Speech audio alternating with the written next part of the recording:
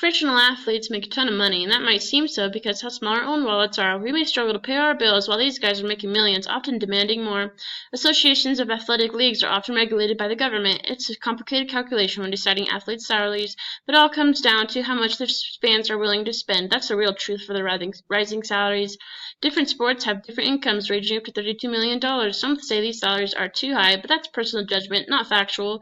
We have international athletes who are being recruited to participate in these events. Fans love this. They're the best of the best. Technology also makes games and stats very accessible for fans. This entertainment demand skyrockets their salaries. But don't worry, they can't get too high because of luxury taxes and high salary caps. Players also get endorsements, or they own some of their own personal brands.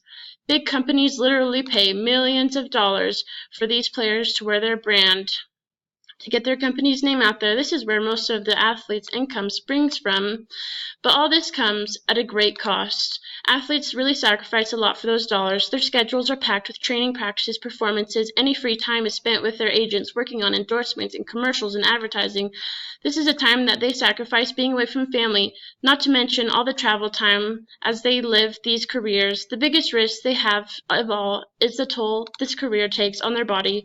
Insurance agencies prefer not to cover professional athletes because of the high risk of medical assistance. They risk damaging their body, which will affect them for the rest of their lives, all to provide entertainment for the world, for the millions of fans around the world, and always their love for the game.